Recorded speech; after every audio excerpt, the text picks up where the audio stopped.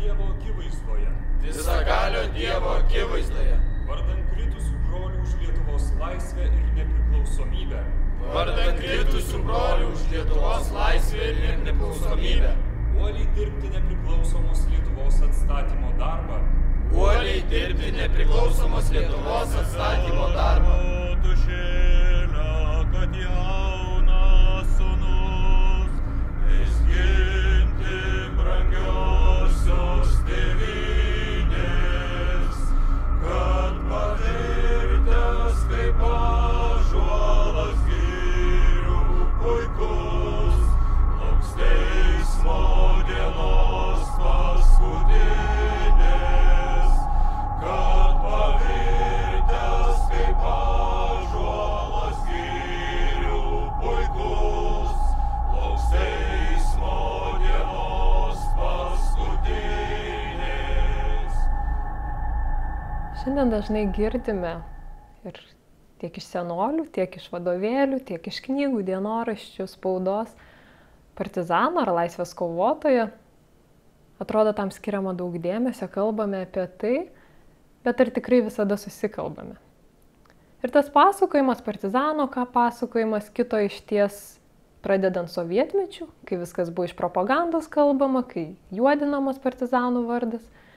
Pasakojimas pakito atgavus nepriklausomybę, kai mūsų laisvės kovotojai tapo herojais, tie, kurie kovojo už laisvę. Tačiau tas pats vertinimas iki šiol yra kintantis tiek istorikų, teisininkų, filosofų darbuose. Tai iš ties turėtume mąstyti ir kalbėti, kas yra ta pasipriešinimo kova, kuri vyksta okupavus šalį. Ir tikriausiai turėtumėm pradėti suvokdami, kad tai yra aukščiausia pasipriešinimo forma, tai partizaninis karas. Nesvarbu, kurioje šalyje bevyktų partizaninis karas, visų pirma, tai yra gynybinis karas. Karas už, o ne karas prieš.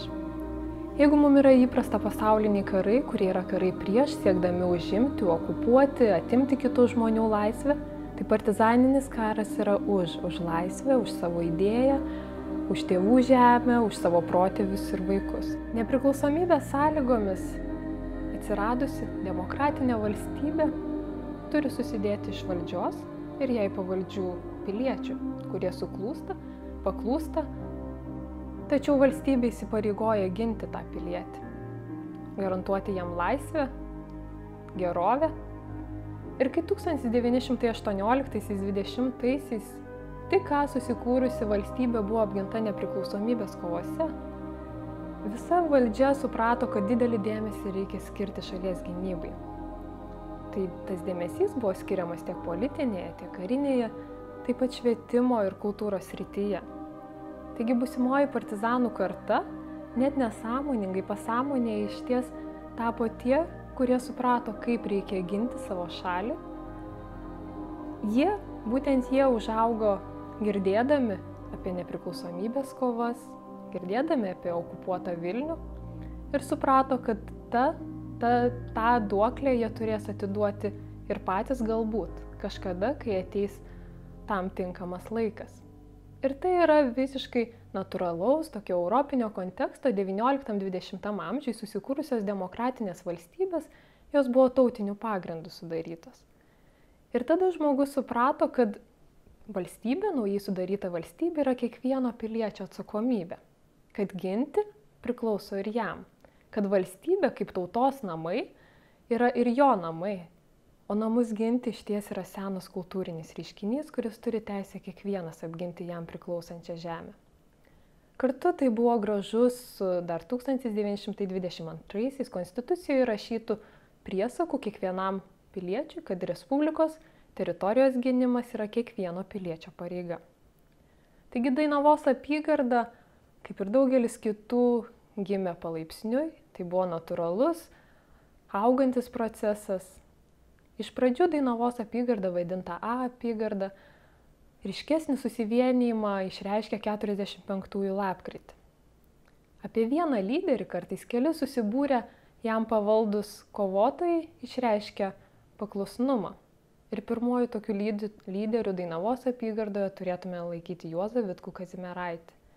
Tačiau pradžia nėra tokia lengva ir, kaip žinia, vieningam darbui reikalingas susitelkimas Ir paskelbus naują apygardą galima palyginimui pateikti pavyzdį, kad atskiros Dzūkų rinktinės vadas Dominykas Ječys atsisakė paklusti, sakydamas, kad vienijimasis jo nuomonė yra visiškai griaunantis organizacijos ir pogrindžio tvarką.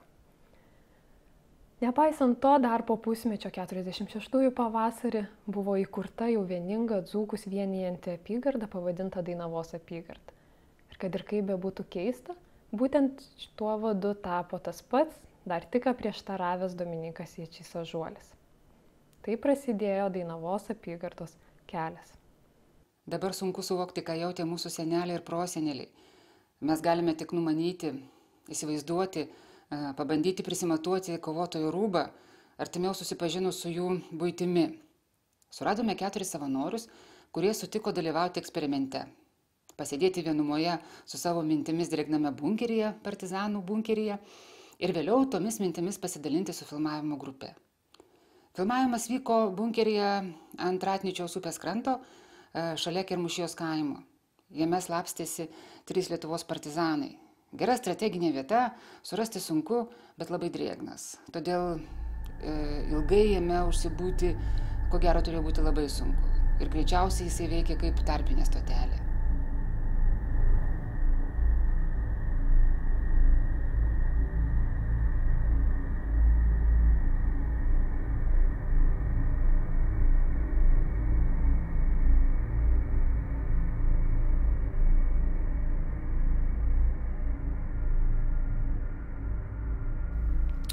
Žodžiu, pirmiausia, tai aš galvoju apie tai, kaip dabar šiaip aš sėdžiu, ne? Bet jeigu žmonės turėjo čia tikslus, aš sėdžiu dėl to, kad kažką taip suprast galbūt, tokia kaip edukacija daugiau. O kada žmogus turėjo tikslą čia slėptis, kūrė planus kažkokius pasipriešinimo, tarkim. Kada, žinau, kad, ta prasme, kiekvieną dieną gali būti paskutinis kartas čia. Tai čia kitokios mintys. Ir kitokie pojūčiai tada girdint kažkokį garsą. Aš girdžiu, kad ten viršuje kažkas vaikšto, suprantu, kad ten vaikšto žmonės čia. Savi, viskas tvarkoja, reiškia, aš čia ne vienas. O kada tu dar būtum vienas, aš čia vienas ateičiau, tarkim, su žvakele. Tai visai kitas pojūtis. Net namuose lieki vienas, jau visai kitaip jautiesi, negu kad ten, žodžiu, pilnas namas žmonių. Aišku, strategiškai labai gerai padarytas. Ta prasme, jisai gera vieta parinkta, čia ne šiaip savo bilė, kur kasam ir viskas ir darom. Čia taupelė ir žodžiu, šlaitas. Čia inžinerinis statinys, taigi reikėjo galvoti, dabar tai yra visokių dangų, visokių impregnantų. Galima padaryti ir dar kvapų yra, gali pasikveipinti.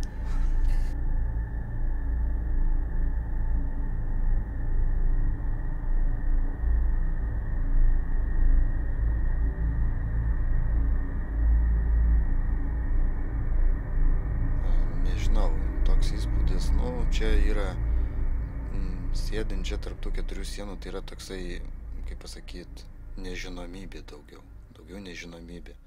Tu nežinai, kas aplinkui dedasi viršui, nežinai, ar tave čia kas nors žino, ar kažkaip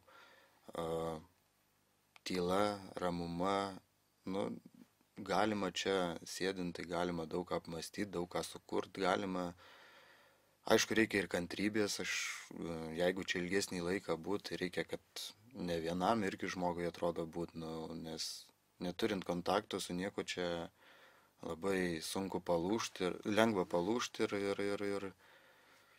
ir nežinau, galima, kad, kaip pasakyti, galima ir neištverčia vienam būti, jeigu reikėtų.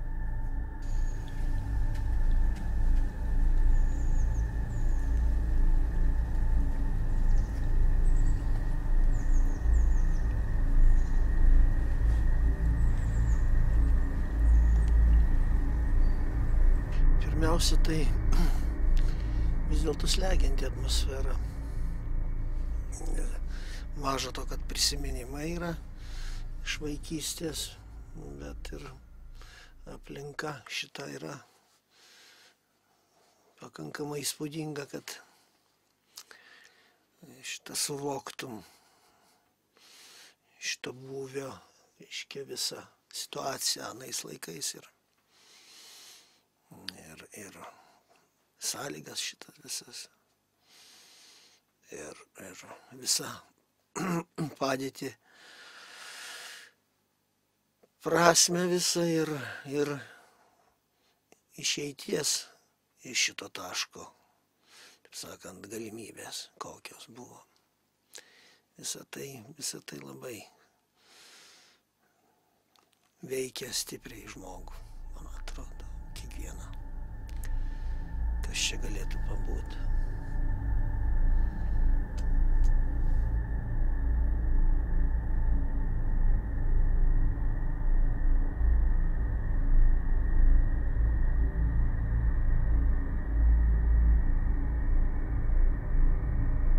Sunku, iš tikrųjų sunku, drėgmė, šaltis, ankšta, vietos nėra, dar jeigu daugiau žmonių čia susigrūdus, tikrai sunku. Tada degunės stygius, tad nežinai, kada priešas, kur kas, kada reikės šokti, ar reikės sugulus tyliai visiems būti. Bet niekados negali nieko, visą laiką pašnimštom, kad niekas nieko neišgirstų. Niekur negali iššokti, niekur. Iš tikrųjų, įėjai ir net nelabai žinai, kada gali išeiti. Kai tais laikais labai sunku, šiais laikais yra lengviau, bet kai tais laikais tu iš tikrųjų nežinai, kas darosi tarkim, už 100 metrų. Jeigu tai visi suėjo ir nežinai, atsidarysi gal durelės, viskas.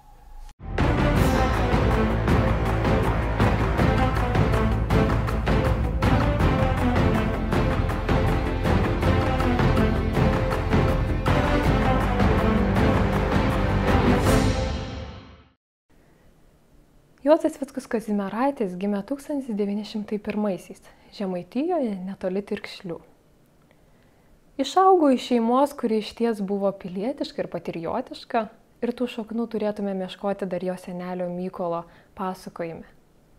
Šeimos istorijoje atsimenama, kaip senelis, tuo metu išties dar neraštingoje visuomenėje, reikalavo, kad kiekvienas jo vaikas būtų raštingas ir mokėtų rašyti taisyklingą lietuvių kalbą. Pabrėžtina ir atkreiptinas dėmesys, kad tai buvo knygnešys. Taigi ta tradicija lietuviškumo ėjo jau iš senelio. Tačiau, kaip įprasta tam metui, šeima, dar būtent vaiku, būsimajam partizanų vadui, nusprendė pasitraukti į Ameriką. Tačiau kelionė susiklostė nesėkmingai ir šeima sugrįžo atgal į Lietuvą. Būdamas 17-18 metų, dar prieš atsikuriant Lietuvai, kad ir kaip bebūtų keista, Juozas Vitkus susidomėjo komunistinėm idėjomis. Ir kaip paties žodžiais yra sakoma, tik tėvo diržas sugebėjo jį atbaidyti nuo bolševikinių idėjų. Pabaigęs gimnaziją, savo mokslus tęsė Kauno karo mokykloje. Taip susiklostė, kad teko dalyvauti ir nepriklausomybės kovose. Vėliau išvyko karo mokslo mokytis į Briuselį. Ir sugrįžęs į Lietuvą turėjo pasižadėjimą 15 metų tarnauti kariuomenėje, kad sumokėtų už stipendiją, kurią jam valstybei skyrė. Ir tai turėjo trukti iki 1950-ųjų. Tačiau tai, ką Juozas Vitkus Kazimieraitis atidavė kovai, atidavė savo gyvybę, buvo su kaupu sumokėta valstybei už tuos pinigus, kurie buvo į jį investuoti. Jis vienas iš pagrindinių Lietuvos laisvės armijos įkūrėjų, rengė jos programą ir vėliau to paties ėmėsi ir partizanaudamas. Suvokė, kad partizanai, dauguma jų galbūt niekada nelaikė ginklo rankose, turėtų būti apmokomi. Ir tos drausmės išties stengiasi ją ugdyti. Parengė mokymo programą, kurią pabaigęs partizanas įgaudavo puskarininkio išsilavinimą. Ir ta kova, tas atsidavimas leido jam suvienyti apygardą. Netrukus tapo A apygardos vadu. Vėliau jas perėmė Pietų Lietuvos srities vado pareigas, prie ko ir pats prisidėjo, kad jie atsirastų, kad visa Pietų Lietuva būtų suvienyta į vieną dalinį. Tačiau partizanauti Kazimieraičio ilgai neteko. 46 Liepos 2 buvo apsuptas, kartu buvęs su savo adjutantu. Adjutantas pasitraukė sėkmingai. tačiau Kazimieraitis buvo paimtas gyvas, sunkiai sužeistas po smurtinių tardymų, neatlaikė ir mirė. Jo vardas laisvės kovotojų aplinkoje liko ilgai gyvas. Kaip pavyzdys buvo pateikiamas, jo vardu buvo pavadinta rinktinė, o 49-aisiais partizanų vadų susitikimo metu Jonas Žemaitis Kazimieraičiui suteikė aukščiausią partizaniniam kare buvusį apdovanojimą. Tokių buvo suteikta tik 8 per visą partizaninio karo istoriją. Tai Lietuvos laisvės kovotojo karžygio vardas. Kaip teigiama rašte, kaip Jonas Žemaitis rašte rašė, už pasiaukojimą, už atidavimą savo jėgų sąjūdžiui ir už parodytą didvyriškumą mirties akivaizdoje. Kazimieraitis iš tikrųjų buvo tas žmogus, kuris pelnė didelę pagarbą tarp paprastų partizanų, tarp vadų, nes iki paskutinio atodūsio laikėsi savo duotos priesaikos, atsisakė asmeninės gerovės ir tapo pavyzdžiu visiems. Tai mane tas labiausiai imponuoja, kad žmogus šventai laikėsi duotos priesaikos ir puikiai suprato, kad būti tėvynės gynėjų to niekur neišmoksi, neišmokins joks istorijos vadovėlis, jokia istorijos pamoka. Tai yra užkoduota žmogaus genuose ir ta meilė tėvyniai ateina iš šeimos. Tai Kazimieraičio šeima buvo būtent tokia, jis atėjo iš labai religingos šeimos. Pats Kazimieraitis buvo labai religingas ir jo būtent tas atsidavimas tėvyniai, auka, kurią jis aukojant laisvės aukuro, turbūt labiausiai ir imponuoja šiandien mane. Kazimieraitį aplinkiniai gerbė už kuklumą, sąžiningumą ir taikų charakterį. Jis buvo teisingas, darbštus ir giliai tikintis žmogus. Prisimenama, kad jis apiverkdavo kiekvieną žuvusį partizaną. Man labai įsiminė vienas Juozo Vitkaus vaikystės epizodas. Per Pirmą pasaulinį karą, kai neveikė mokyklos, apylinkės ūkininkai kviesdavo pamokyti paaugusių vaikų rašto. Patekęs į muzikalią šeimą pamėgo smuiką, kadangi savo neturėjo, todėl grįžęs į namus tiesiog iš eglinės lentos, pasidarė savo smuiką ir ilgai žiemos vakarais juo čvirpino. Tėvas ilgai stebėjo šį sūnaus pomėgį ir nusprendė nupirkti jam normalų smuiką. Va šio smuiko dėka jam pavyko į save atkreipti būsimos žmonos Genovaitės dėmesį.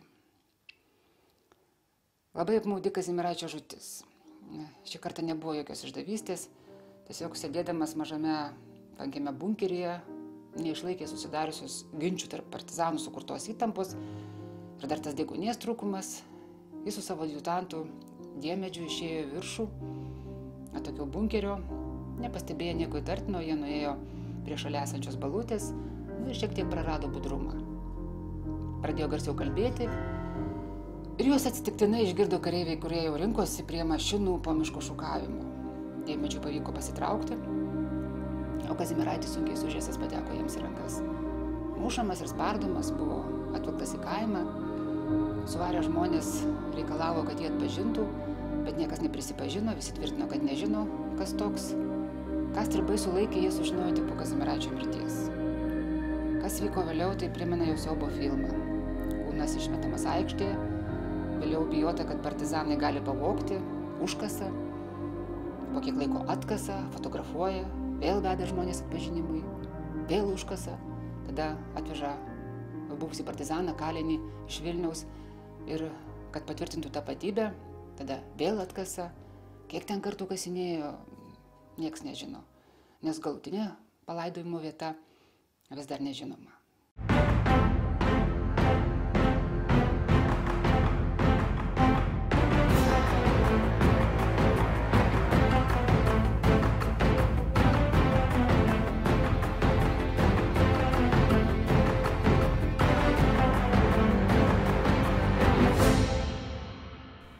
Domininkas Ječys Ažuolis gimė 1896-aisiais. Tai buvo pats vyriausias Dainavos apygardos vadas. Jis gimė Biržų rajone, baigė pirmąją Kauno karo mokyklos laidą ir buvo paskirtas į pėstininkų pulką Alytuje. Čia sukūrė šeimą, o 1944 vasario 16 generolui Povilui Plechavičiui pakvietus visus Lietuvos vyrus į vietinę rinktinę, tapo Alytaus dalinio vadu. Dar paminėtina, kad būtent šis partizanų vadas jau savo karinę patirtį išbandė nepriklausomybės kovose. Būdamas tarpukariu Šaulių komendatūroje dirbdamas, turėjo įtaką daugelio jaunuolių gyvenime ir vėliau partizanaudamas juos sutikęs tapo jiems autoritetu. Tapo dzūkų rinktinės vadu, vėliau tapo apygardos vadu. Žuvus Kazimieraičiui perėmė ir Pietų Lietuvos srities vado pareigas. Bendražygiai jį pamena buvus rimta, susikaupusi, tačiau labai atsakinga. Dėl savo pabrėžiama senyvo amžiaus, tuo metu išties partizanaudamas buvo 50 ir tai gerokai viršijo daugelio jaunuolių vidutinį partizanavimo amžių, mažai judėdavo ir didžiąją savo laiko, partizanavimo laiko jis praleisdavo Punios Šile, buvusiame bunkeryje, kuris turėjo kodinį pavadinimą Šaulių salė. Vadovaudamas šiame bunkeryje jis savo pavaldiniams leido įsakymus ir būtent atsisakydamas tam tikrą prasme vizitacijų, kurios vėliau bus tokios įprastos. Dominykas Ječys Ažuolis žuvo 1947 rugpjūčio 11. Tame pačiame Punios Šile, tame pačiame bunkeryje. Operacija saugumo buvo pradėta 6 val. Ryto. Tuomet, kai partizanų budrumas pats menkiausias, jie giliausiai miega, nors ir žinoma, kad turėdavo būti palikta sargyba, tačiau tą saugumas išties išnaudodavo. Saugumo dokumentai liudija, kad tai buvo įnirtingo mūšio, kautynių, ilgai trukęs apšaudymas, tačiau viduje buvę partizanai net neplanavo pasiduoti. Būdami viduj, jie naikino dokumentus, štabo dokumentus pagrindinius, kurie būtų sukompromitavę partizanus, leidę išaiškinti daugiau rėmėjų, ryšininkų, partizanų. Taigi po sunaikintų dokumentų partizanai didžioji dalis ten buvusių atėmė savo gyvybės. Dominyko Ječio Ažuolio, kaip ir daugelio partizanų, užkasimo vieta nebuvo žinoma. Nėra ji žinoma ir iki šiandien.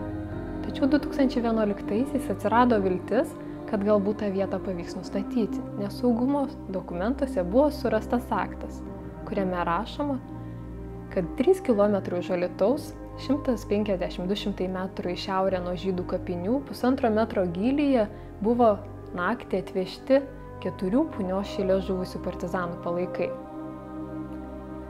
Keletą metų vykę archeologiniai tyrimai, bandymai surasti laisvės kovotojus, garbingai palaidoti, dėja buvo nesėkmingi.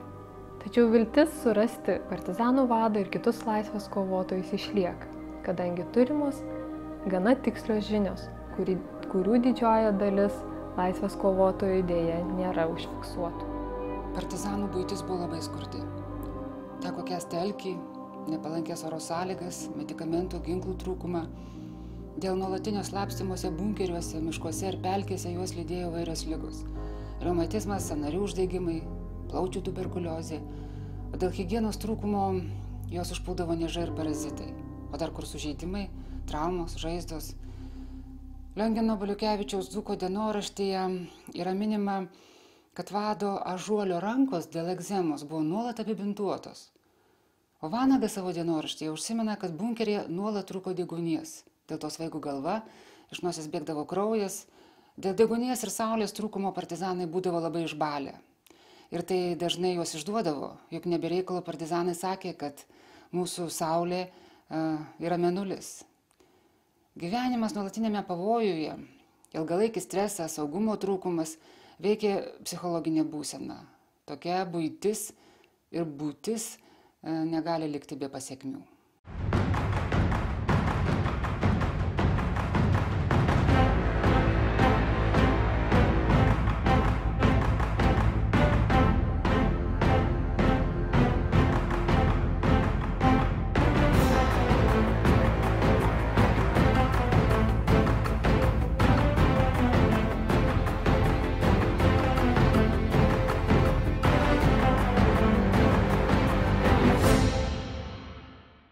Adolfas Ramanauskas Vanagas gimė 1918 Amerikoje. Tačiau būdamas dar mažametis, 3 metukų sugrįžo su tėvais į Lietuvą ir apsigyveno Lazdijų rajone. Gabus ir stropus jaunuolis buvo atleistas nuo mokslų, Pabaigė pedagoginį institutą, o 1939-aisiais įstojo dar ir į Kauno karo mokyklą. Prasidėjus karui negalėjo likti nuošalyje ir dalyvavo 41-ųjų sukilime. Vėliau, prasidėjus antrajai sovietiniai okupacijai, Adolfas Ramanauskas Vanagas neliko nuošalyje ir įsitraukė į partizanų gretas. Nuo pirmųjų dienų tapo Olovės Valsčiaus partizanų būrio vadu, o sutikęs kelyje Juozą Vitkų, savo Kauno karo mokyklos dėstytoją, neabejotinai su savo pavaldžiais vyrais perėjo jo žinion. Netrukus Adolfo Ramanausko Vanago pareigos ėmė kilti, jis tapo rinktinės vadu, apygardos vadu. Būtent jis dalyvavo 49-ųjų vasarį vykusiame partizanų vadų susitikime ir ten atstovavo Dainavos apygardą. Vėliau tapo pirmuoju Jono Žemaičio pavaduotoju, o šiam susirgus perėmė ir Lietuvos laisvės kovos sąjūdžio prezidiumo pirmininko pareigas. Trumpai nupasakoti Adolfo Ramanausko kovos kelią nėra lengva. Manau, geriausiai tai atspindi jo palikti prisiminimai, rašyti laiškai, išleisti įsakymai, spaudos žinutės, kas kelia didžiausią nuostabą dar partizaninio karo metais parengtas nuotraukų albumas, kuris iki šiol išlikęs ir yra saugomas. Tiesa, kad ir kaip bebūtų keista, saugumo dėka išlikęs ir pasiekęs mūsų dienas. Bendražygiai jį mini buvus draugišką, tikrą idealistą. Jo asmenybėje dėrėjo mokytojo ir kariškio dvasia, todėl jį tikrai šiandien regime kaip ideologinį vadą, vedusi ne vieną laisvės kovotoją į priekį. Adolfo Ramanausko Vanago kelyje atsirado vietos ir meiliai. Dar 45-ųjų rudenį jis Nedzingės bažnyčioje susituokė su Birute Mažeikaite. Po kelių metų, 48-aisiais, jam gimė dukra Auksutė. Partizaniniai kovai slopstant mažėjant, jis kartu su šeima pasitraukė į pogrindę ir slapstėsi iki pat 56-ųjų, kai didžiulis agentų tinklas atsekė jo pėdsakais ir vadas buvo sulaikytas. Nors tuo metu jau tardymai buvo sušvelnėję, net iš Maskvos buvo išleistas įsakymas nebekankinti, Adolfas Ramanauskas tardymo metu buvo stipriai kankinamas, o po metų nuteistas mirties bausmė sušaudint. Nors yra spėjimų, kur galėtų būti užkasti Adolfo Ramanausko Vanago palaikai, tačiau tai veikiau primintų spėliojimus, taip pat apipintomis legendomis. Tiksli vieta vargu ar bus kada nustatyta. Bet paties vado vardas išties yra gyvas ir šiandien Dzūkijoje vargu ar surastumėm žmogų, senolį, kuris neatsimintų, nebūtų girdėjęs, nežinotų to skambaus vardo, nebūtų regėjęs ar nematęs nuotraukos Adolfo Ramanausko Vanago su mažu vanagiuku ant peties, kurie buvo, kaip mums žinoma, bendraujant su dabar jau mirusia Gražina Pigagaitė, partizanų fotografė, kuri manoma, kad yra būtent šitos nuotraukos fotografė, ir jos prisiminimais tie vanagiukai buvo prijaukinti ir mielai, lygiai taip pat kaip ir partizanai, fotografavosi. Vanagas iš ties tai šis yra unikali asmenybė, nes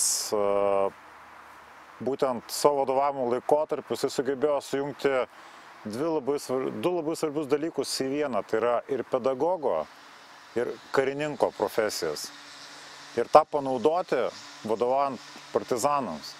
Juk jisai stengiasi lankyti kiekvieną partizaną, su juo pasikalbėti, susitikti su vadais ir tik po to priimti sprendimus. Tai yra labai svarbu. Jisai stengiasi sužinoti, kas kiekvienam iš tų partizanų rūpi, kokios yra iš tikrųjų bėdos, kokios pagalbos reikia iš jo kaip vado. Ir tai buvo didelės vertybės pačio kaip Vanago kaip vado. Jisai sugebėjo rasti kalbą tiek su paprasto eiliniu partizanu, tiek su jo vadu, tiek su aukštesniais vadais. Kas labiausiai, sakykime, šiai dienai yra skaudu visiems, tai skaudu yra tai, kad po to, kai Vanagas buvo suimtas, kankintas, dėja nužudytas, o palaidojimo vieta iki šiandien dienos nėra aiški. Vietinius tribų nemėgo net rusai. Nemėgsta išdavikų niekas, net tie, kuriems jie dirba. Teko skaityti liudijimus, kai partizanai nušovė šunį, tai kareiviai taip išgyveno, kad pasakė, jog geriau tu būtum kokį stribą nušovęs, nei tokį gerą šunį. Todėl stribams teko patys juodžiausi darbai. Kadangi jiems sunkiai sekėsi kovoti su ginkluotais, pakankamai gerai organizuotais partizanais ir dažnai jie nesusitvarkydavo su jiems patikėtomis užduotimis ir tekdavo įsikišti vidaus kariuomeniai, jie atsikeršydavo žuvusiems partizanams, visaip išdarkydami jų kūnus. Tai jie išmesdavo juos aikštėse ir žiūrėjo, ar kas nerauda, kad atpažint ir nustatyt tapatybę. Taip kaip buvo tyčiojamasi žuvusiųjų, papasakot neįmanoma. Tiesiog fiziškai negali tai pagarsinti, nes tai netelpa į jokius rėmus. Nerealus žiaurumas. Žiemos metu iš mirusiųjų, pavyzdžiui, darydavo skulptūras. Sustato arba susodina, į rankas įdeda kortas, papirosą, maldaknygę. Ir į tai turėdavo žiūrėti vietos gyventojai, vaikai. Ir dar baisiau, jeigu tai kažkas iš tavo artimųjų.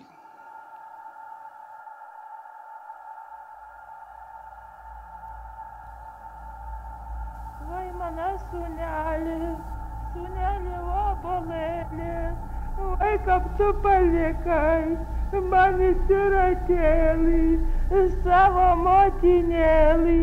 Oi, tai tu palikai, man meilų žodelius ir meilų žingsnelius, mažas mažutėlis. Oi, mano sūneli, sūneli obolėlį, pasakyk sūneli, pasakyk mielasai, kad tu parkeliausi ir man įsiratėlį, man motinėlį. Kad tu atlankysi didelių svetelių, oi mano sūnelis, mano obolėlis, oi kam jūs palikot, man įsiratėlį ant didžio varkelio, oi tai aš prašysiu pas ponį dievulį, oi kad jie išrinktų prie jūsų šalalai. Man įsiratėlį, vai mani vaikeliai, mani mažutėliai, vai mano sūnelis, sūneli obolėlį, vai tai aš duodu žemus suklanėlius, savai mielai motulai, o tavai bobulai, tai tu pasakykė mano siratėlis. Didelį vargelį, vaiką aš varguoju, viešnas siratėlis, tai tu pasakykė, manas mielas sūnelis. Manau, kad pagrindinis bauginimo tikslas arba bauginimo motyvai tai visgi buvo sukelti baimę arba tam tikrą šoką. Parodyti galią savo, parodyti savo persvarą tam tikrą prasme.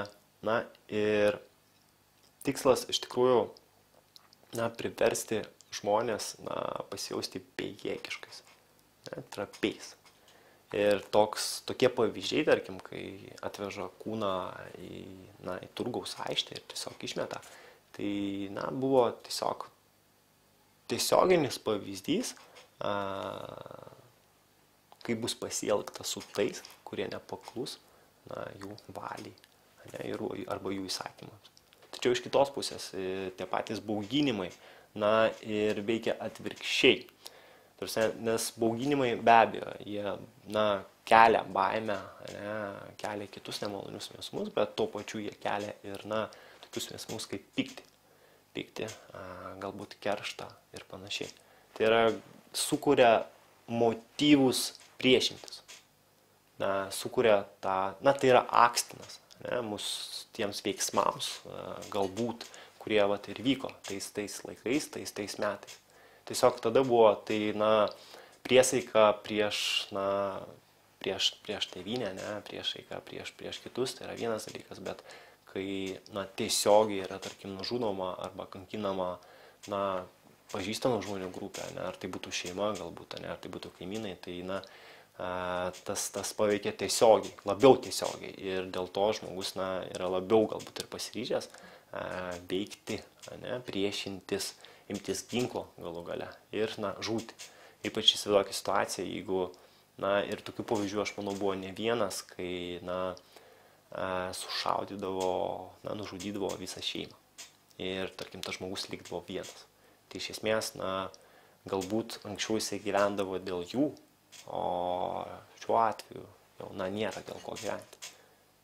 Ir jisai patenka į tą terpę, kur yra partizanai, kur yra tos puoselėjamos tos mintis, tos dorybės, tai siekiai. Ir jisai tą perima, ta prasme. Tai jam patampa šeima, tai jam patampa ir tas elgesys patampa norma. Ypač kai visi kalba apie tai, kad žūti už savo tėvynę yra garbinga, tai jam tai yra, ta prasme, jam tai yra priimtina. Jisai tą priima.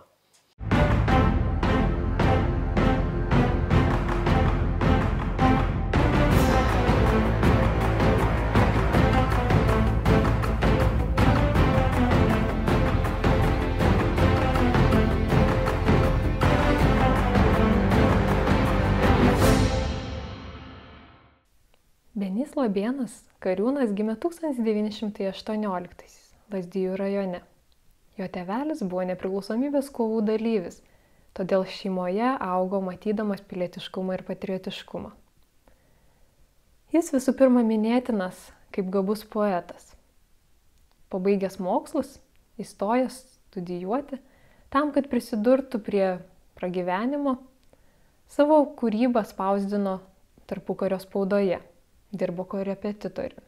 Aštrėjant politiniai situacijai Europoje, 1939-aisiais įstojo į Kauno karo mokyklą. 40-aisiais kartu su kitais kurso draugais sulietuvino savo pavardę ir iš Benedikto Labensko tapo Beniu Labėnu. Mokydamasis Kauno karo mokykloje aktyviai dalyvavo rašydamas į Trimitą, Kariūną, Jaunąją Lietuvą. O vokiečių okupacijos metais, kaip gavęs karinį laipsnį, įsiliejo į statybos batalioną ir turėjo pasitraukti į rytus, ten tiesti kelius. Tačiau frontas sutiko Latvijoje ir pateko į sovietų nelaisvę. Buvo išvežtas į tolimuosius rytus ir tik po 1,5 metų sugrįžo į Lietuvą. Bet sugrįžus į Lietuvą, ramus gyvenimas jo nelaukė. Saugumas siekė jų užverbuoti, kad taptų agentu. Nenorėdamas dirbti svetimiesiems, pasitraukė į mišką. 1947-aisiais tapo rinktinės vadu. O Adolfui Ramanauskui Vanagui išvykus į vadų susitikimą, 48 lapkritį buvo paskirtas eiti Dainavos apygardos vado pareigas. Tiesa, šiuose pareigose jis buvo neilgai. 49 kovo 7 MGB agentų partizanų savais laikytų poetų, gabių poetų Kosto Kubilinsko ir Algirdo Skinkio buvo nušautas. Lionginas Baliukevičius savo dienoraštyje šį įvykį aprašė, gailėjo žuvusio draugo, nes Kariūną laikė vieną pavyzdingiausių kovotojų, kuris sugebėjo kovoti su viena pagrindinių didžiausių partizanų problemų – alkoholizmu. Benio Labėno idealizmas lydėjo jį visą gyvenimą. Dar 1938-aisiais jaunojoje Lietuvoje jis išspausdino savo rašinį, kuriame buvo parašyta: Šarūno ir Margio dvasia dar gyva Dzūkijos sūnose, nes jie savo baltų smėlio kalvų žalių lyg rūtos pušynų už nieką neatiduos. Mes pasiruošę tik tėvynę pašauk mus. Netrukus pašaukė, o duotas literatūrinis pažadas buvo su kaupu sumokėtas, kaip gražiausias priesakas ginant tėvynės laisvę. Benedikto Labėno kariūnų partizanavimas paženklintas paradoksalia išdavystė. Reikia taip įvykiams sukristi, kad Kosto Kubilinsko išdavystė įvyktų tuo metu, kai apygardai vadovavo Kariūnas, irgi poetas. Poetas nušovė poetą. Ir ne bet kaip, ne mūšio lauke, o miegantį. Skaudi netektis dar ir dėl to, kad tai buvo labai sąmoninga išdavystė. Kostas Kubilinskas žinojo, ką daro ir dėl ko tai daro. Vienoje iš savo ataskaitų čekistams jis rašė apie gyvenimą bunkeryje. Koks ten gyvenimas? Kai šalta, tai šalta ir su paltu. Kai drėgna, tai laužo visus kaulus. Velniai žino, kaip jie nenudvėsė per tiek metų. Jis įvykdė savo pažadą saugumui buvo nužudytas vadas ir dar 14 partizanų. Tame tarpe Vaclavas Voveris Žaibas. Dzūkijos partizanų legenda. Bet nežiūrinti tai, aš manau, kad šis poelgis jam nedavė ramybės visą jo likusį neilgą gyvenimą. Jis pragyveno išduotus partizanus tik 13 metų. Daug gėrė, buvo vienišas, nes seni draugai jo vengė, o nuo jų taip ir nesusirado. Prisimenama, kad paskutinėmis jo gyvenimo dienomis jis vis kartodavo vienam jaunam poetui: tu man primeni Benį Labėną. Mirė išsiųstas į sanatoriją, labai neaiškiamis aplinkybėmis, manoma, kad saugumas su juo tiesiog susidorojo. Tėvynė ir pats žodis yra tėvynė, aš suprantu, kad ten, kur tavo tėvai, žodžiu. Ir tavo tėvai, aš buvau vaikas, dabar buvau sūnus, brolis, tapau tėvu, dar kad nors tapsiu gal seneliu. Bet iš tikrųjų tai aš dar turėčiau pagyventi Žemės planeto, kad pilnai atsakyti šitą klausimą. Šiandien ta tėvynė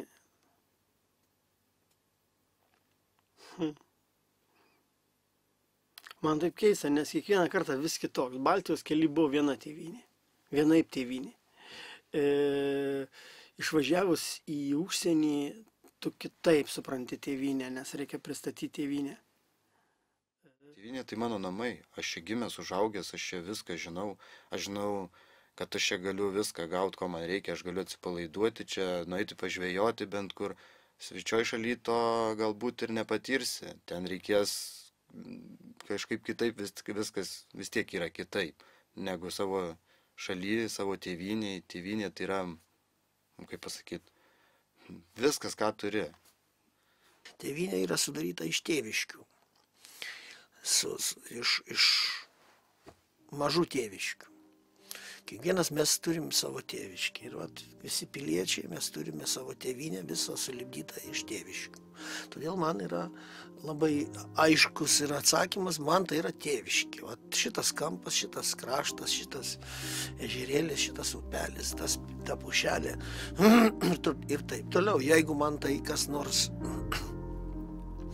yra pavojus, kad man šitą dalyką kas nors atims, arba man neleidžia ten egzistuoti šitoje aplinkoje, kur aš esu įpratęs, gimęs ir augęs. Aš esu seslus žmogus ir aš tokiu atveju matau tik pasipriešinimą kažkokį. Tada matau pasipriešinimą. O tėvynė tai yra jau platesnė savoka ir čia jeigu visa egzistuoja tarp piliečių ir valstybės kažkokie organai ir viskas, taip sakant, funkcionuoja pavojaus metu. Tada aš suprantu toliau jau didesnį žingsnį. Bet čia dėl tėviškės, dėl artimiausių savo artimųjų, dėl savo namo, dėl savo trobelės, trobesiuko kažkokio tai. Visko, ką prarado žmogus, jis turėjo kažkokį skausmelį ar labai didelį. O paskui, aišku, prisidėjo ir visos tėvynės mastu jo samprata visa. Gimtinė, namai tavo draugai pažįstami, gimtinė, savas kraštas. Kaip sakant, atvažiuoji ten, ateini, kur gimęs viską, visai kitaip iš tikrųjų jautiesi, tau ten gera, smagu. Ir kad ir kaip kitur būtų gerai, bet tėvynė yra geriausia. Aš nenorėčiau niekur kitur, tik tais Lietuvoje.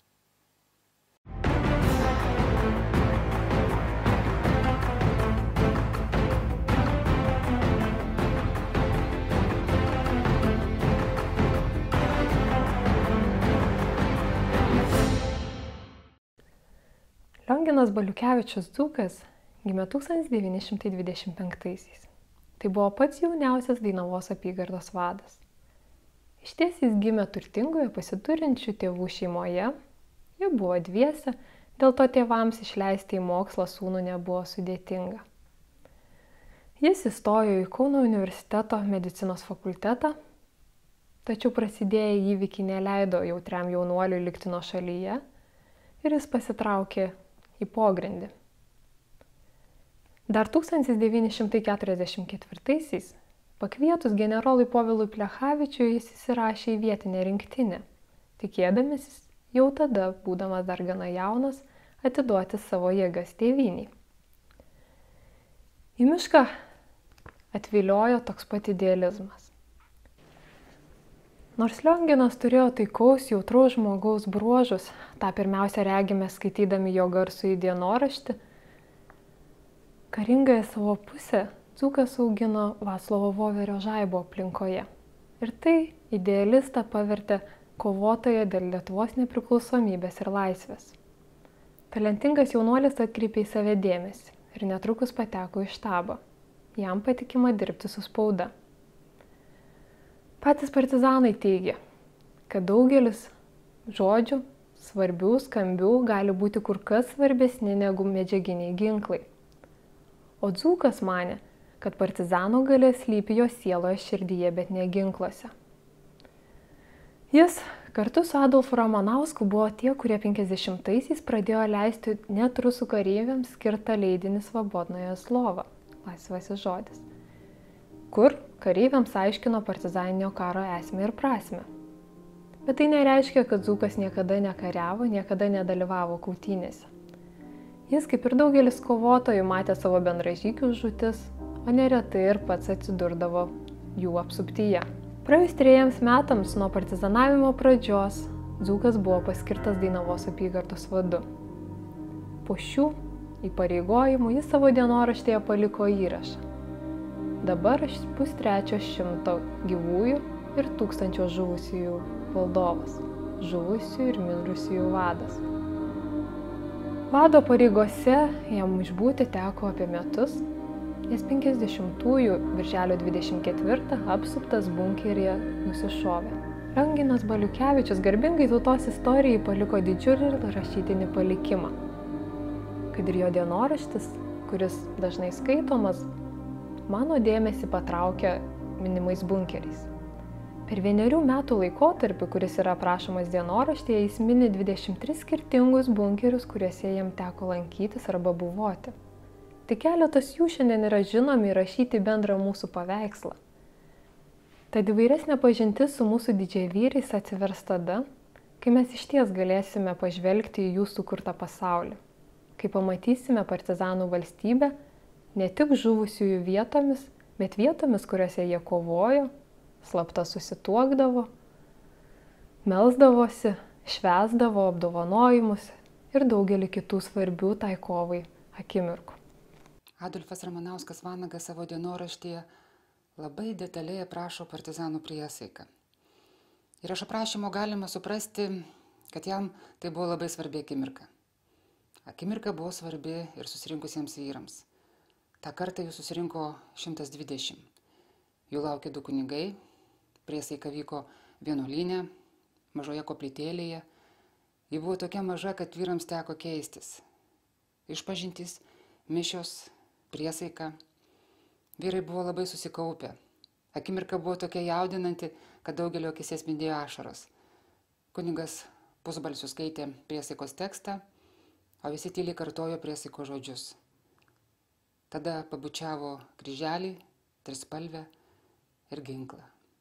Ten už upių plačių žiba mūsų pulkai, jie mylimą Lietuvą gina, kam nusviro galva, tam dangaus angelai, vainiką iš deimantų pina, kam nusviro galva, tam dangaus angelai, vainiką iš deimantų pina.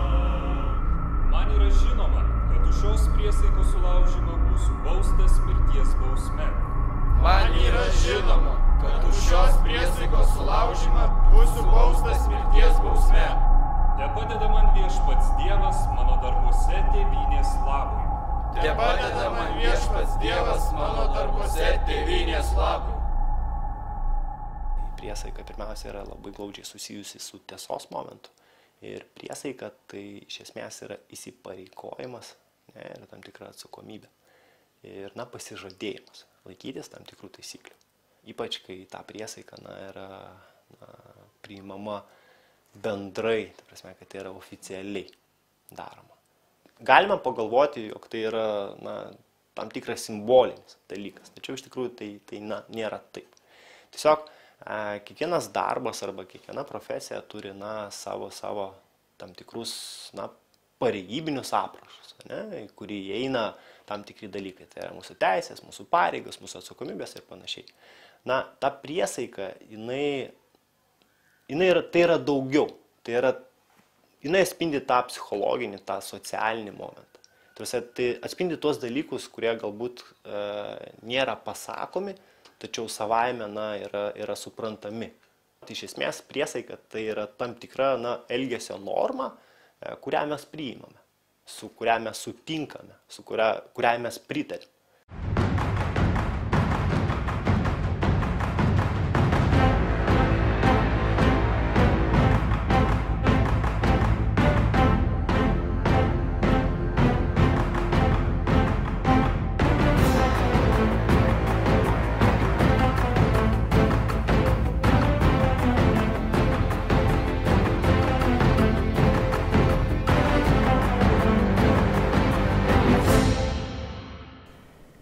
Juozas Gegužis Diemedis gimė 1923 Sirijų Valsčiuje.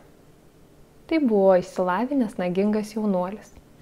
Partizaninė kova įsiliejo 1945 ir nuo pirmųjų dienų tapo dešiniąja Juozo Vitkaus Kazimieraičio ranka. Būdamas jo adjutantu, keliavo kartu, spausdino jo įsakymus, buvo kartu ir Kazimieraičio žūties akimirka.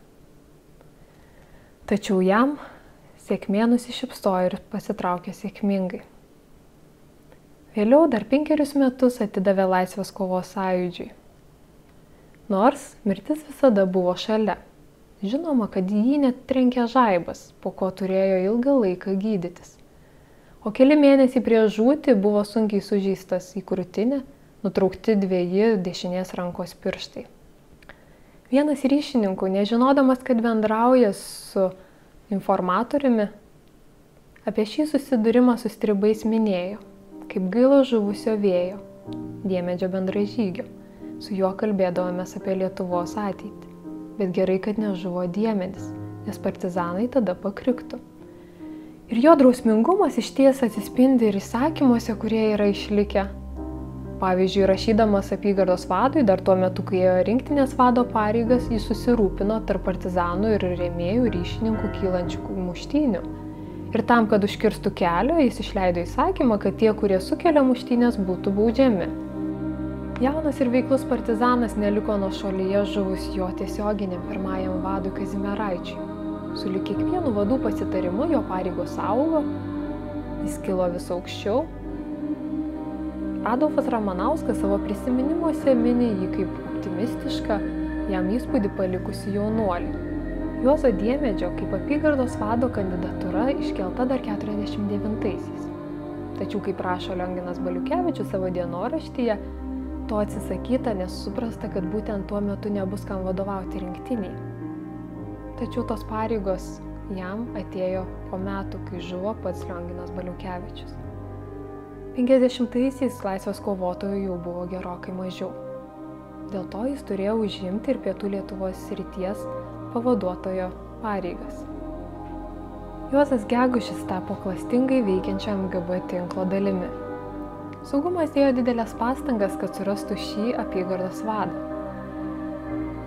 Tam pasinaudojo net ir jo seserimi, Anelė Gegužytė, kuri tuo metu buvo Sibire. Į Sibirą ji ištremta kartu su tėvu ir broliu. Tėvas mirė dar pakeliui vagone. Specialus agentas buvo taip pat pasiųstas į Sibirą, kad imituotų norą pabėgti. Kartu, nežinodama, neįtardama klastos, sesuo pabėgo į Lietuvą tam, kad galėtų susitikti su broliu. Saugumui buvo žinoma, kad jie bendrauja laiškais, taigi tikėtasi, kad šis planas pavyks ir apygardos vadas bus atvestas į saugumo rankas. Sekimui buvo pajungta daugybė žmonių. Todėl Laukiami saugumo rezultatai davė vaisių. 1951 rugsėjo 27-ąją Bestraigiškės miške kartu su kitais partizanais Juozas Gegužis Diemedis buvo apsuptas agentų smogikų. Siekta vadą paimti gyvą, todėl įmesta paralyžiuojančioji granata. Tačiau dar prieš tai Diemedis liko ištikimas savo priesaikai ir nepasidavė, nusišovė. Tai tapo dar viena klastinga agentų smogikų operacija, prie kurios prisidėjo ir jo ilgametis bendražygis Bronius Saveikis Klajūnas, tuo metu jau tapęs MGB agentų Broniaus slapyvardžiu. Operatyvinės kombinacijos. Taip vadinosi labai rafinuotai klastingas metodas. Jį pradėjo taikyti nuo 50 metų ir jis buvo daug veiksmingesnis nei kankinimai. Buvo suvaidinami ištisi spektakliai. Ir suimtas partizanas ar ryšininkas net neįtardavo, kad iš jo išgaunama reikiama informacija.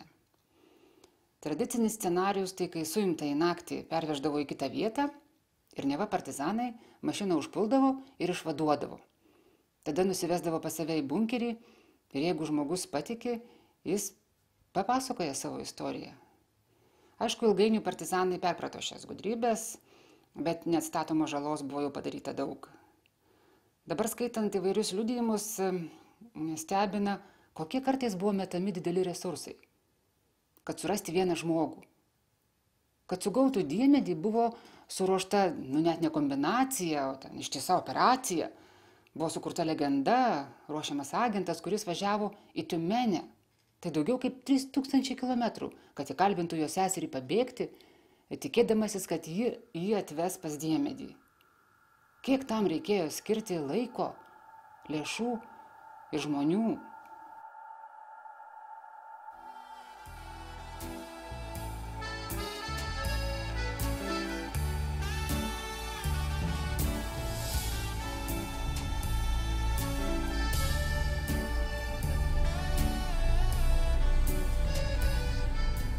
Tai va ta dainelė, kurią mes jauni būdami atradome iš giminių, iš mamų. Aš girdėdavau tą dainelę. Ir Antanas Černiauskas, mano draugas vaikystės, ir kiti mano kolegos iš ansamblio, Druskininkiečių pirmojo seniausio ansamblio Lietuvoje. Kartą girdėjau mažą vaiką, kurs prašė taip gražiai mamos: mamyt, nupirki man žirgelį, aš josiu gint šalies gimtos. Mamyte,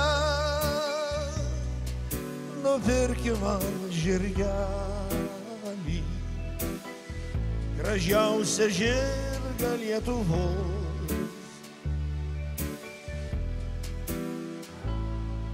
Mamyte, nupirki man žirgelį, aš josiu gint šalies gimtos.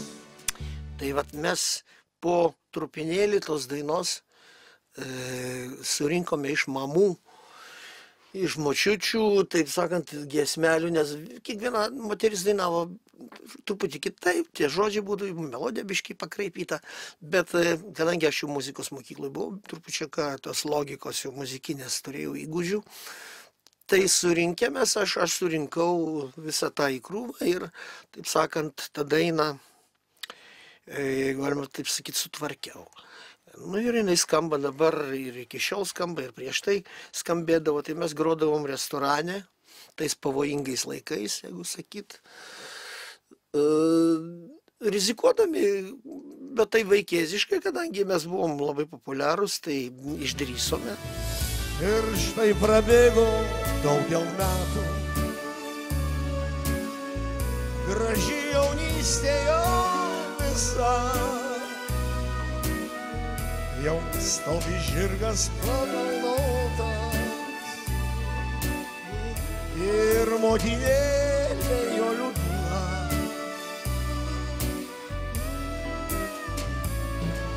Mamyte,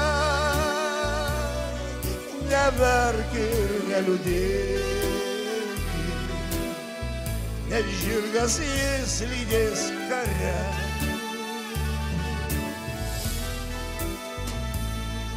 Sugrįšiu, brangi mamyte, ir lietuvėlė bus laisva.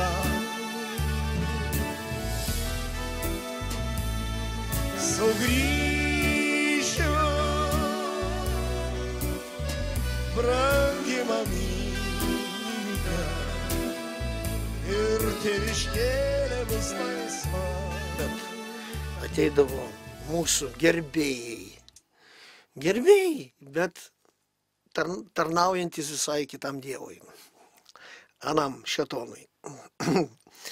Ir pakuždėdavo man į ausį, negrok šitos dainos daugiau.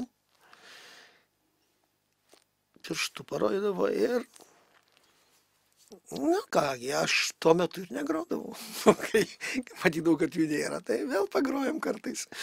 Rizikuodavom, aišku, bet matyt, jaunatviškas tas neužsispyrimas, bet rizikanto tokio.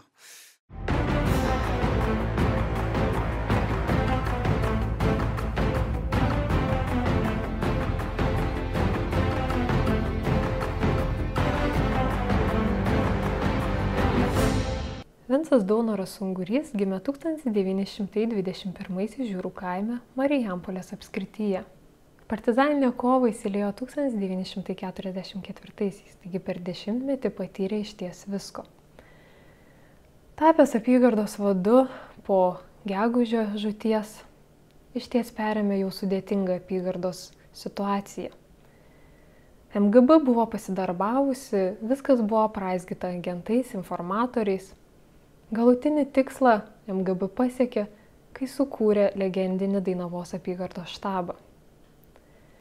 Susirinkę anksčiau buvę partizanai, dabar jau agentai smogikai, susirašė naujus įsakymus ir juos pasiuntė tuometiniam Pietų Lietuvos srities vadui Sergejui Staniškiui Litui. Taip pat tuos pačius dokumentus pasiuntė ir Unguriui. MGB triumfavo. Šis susirinkimas paskelbė, kad Vincas Daunoras atleidžiamas iš apygardos vado pareigų, o į jo vietą skiriamas Juozas Karpavičius Medelis.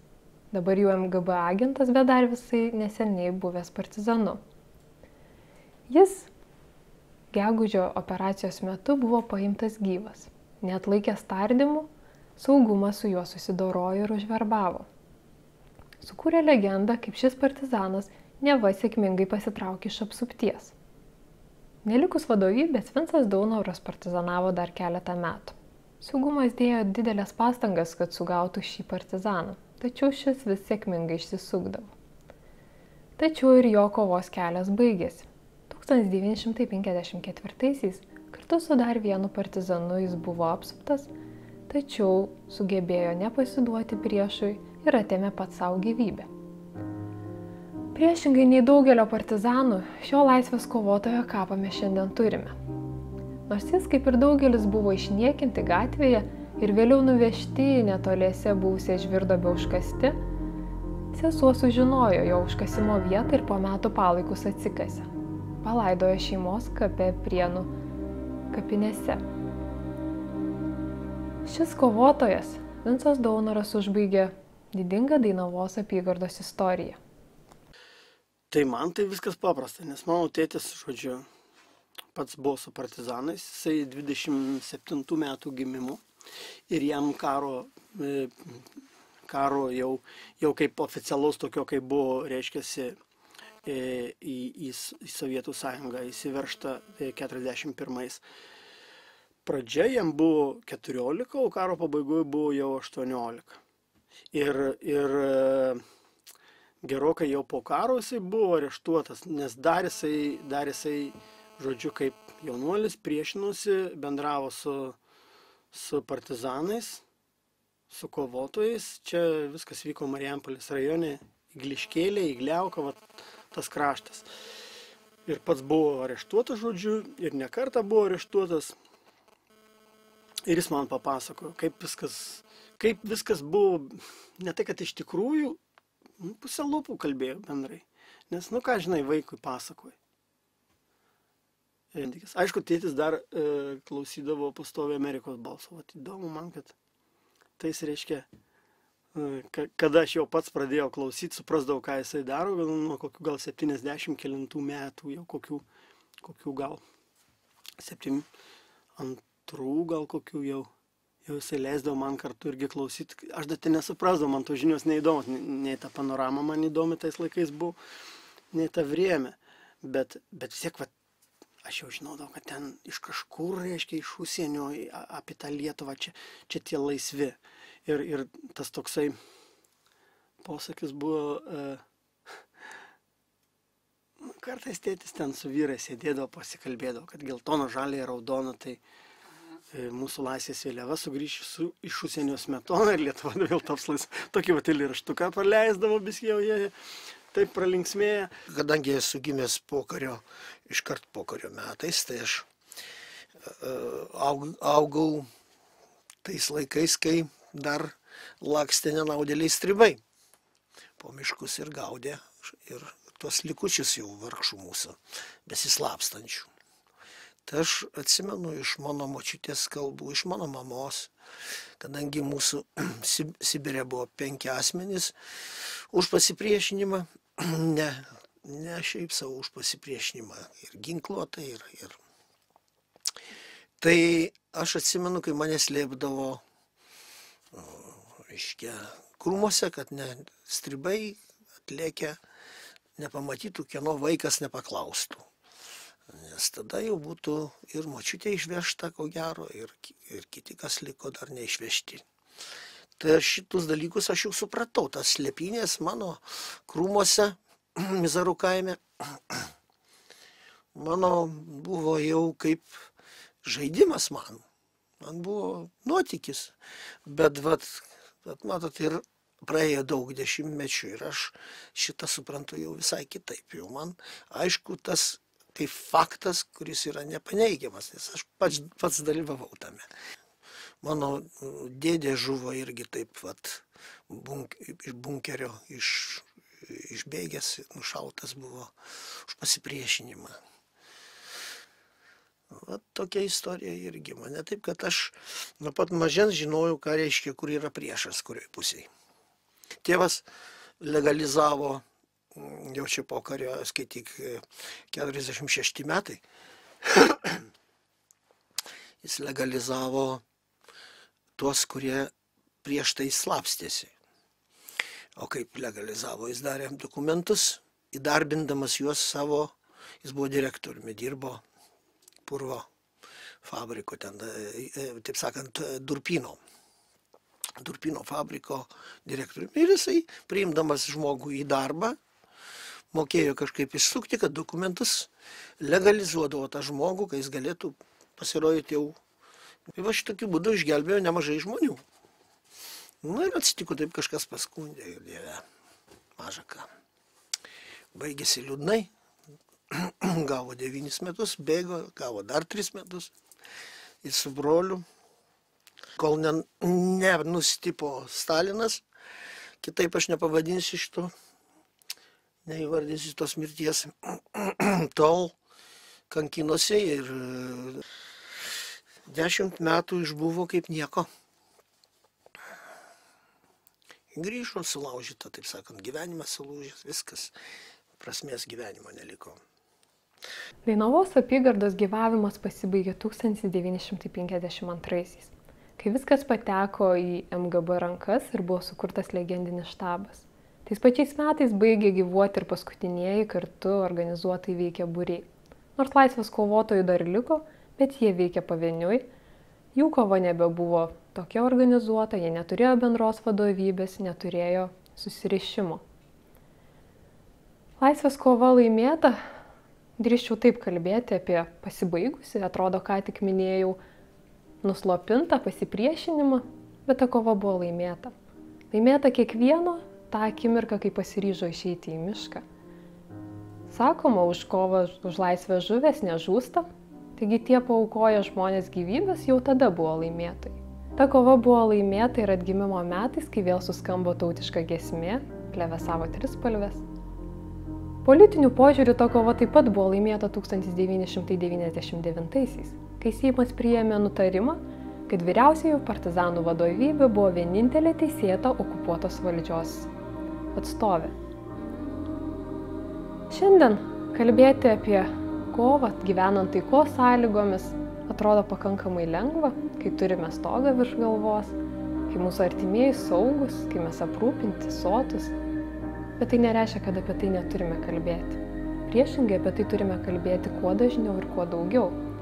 Tačiau kokia kalba apie tai kalbėti, kad ji būtų visiems suprantama, priimtina? Ir manau, pirmiausia, turėtume laisvės kovotojų paties partizaninio karo neatsieti nuo savęs. Nepadaryti jų tolimų laikų mitinėmis būtybėmis, herojais. Laisvės kovotojai, jie pirmiausia buvo žmonės.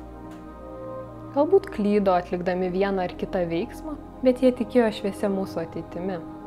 Jie atliko milžinišką darbą tam, kad mes būtumėm laisvi, kad galėtumėm gyventi laisvoje Lietuvoje. Ir vienas istorikas yra pasakęs, manau, labai prasmingą ir vertingą frazę, kuri yra įsidėmėtina ir atmintina, kad geriau suklysti kovojant už savo šalies laisvę, negu būti teisiu priešo pusėje. Man nepatinka, kai sakoma, jog Lietuva buvo užimta neiššovus nei vieno šūvio. Tai labai primestas teiginys, nes paneigė 10 metų trukusią rezistenciją, pasipriešinimą. Vis tik jame dalyvavo kaip pogrindžio organizacijų nariai, rėmėjai apie 100 000 Lietuvos gyventojų. Šiame kare žuvo daugiau kaip 20 000 partizanų. Kovotojams pavyko suvienyti Lietuvos patriotinės jėgas į vieną organizaciją, sudaryti bendrą karinio ir politinio pasipriešinimo vadovybę. Savo veiklą partizanų junginiai reglamentavo atitinkamais statutais ir taisyklėmis. Stojantieji partizanų gretas duodavo priesaiką. Partizanai vilkėjo karinės uniformas su skiriamaisiais ženklais. Tai kaip tai nebuvo šūvio? Lietuvoje šaudė 10 metų. Apskritai, man nepatinka, kai tėvyniai keliamos sąlygos, kad ne už tokią Lietuvą kovojom, arba mes Lietuvai nereikalingi. Aš nežinau, ar aš Lietuvai reikalinga, bet tiksliai žinau, kad Lietuvos reikia man. Aš manau, kad buvo, nes be partizanų tikrai, kad nieko nebūtų buvę. Aš manau, kad taip. Nes per juos, galima sakyti, mes Lietuvą ir turim. Nes jeigu ne jie, tikrai, kad nebūtų buvę Lietuvos.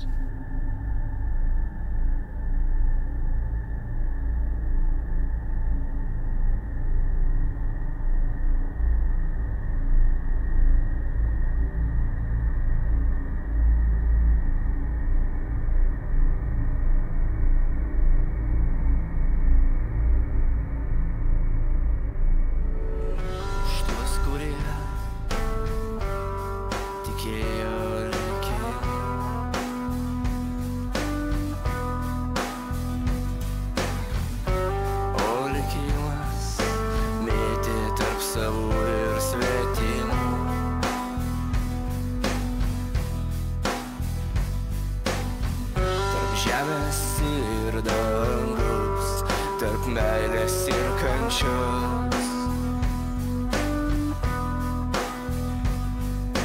Kai pasirenki dainą mirties iš vienos natos.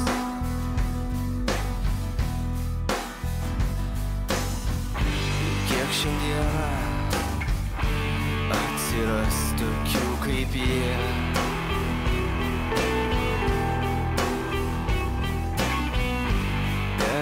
Kaukių dievų, be auksinių šarvų.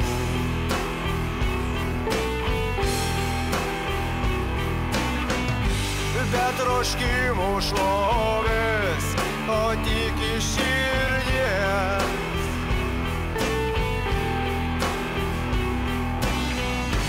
Vardan tėvynės ir tegu tikėjimas man padės. Man padės. Jie nebuvo dievai, jie tik akmenės dievų.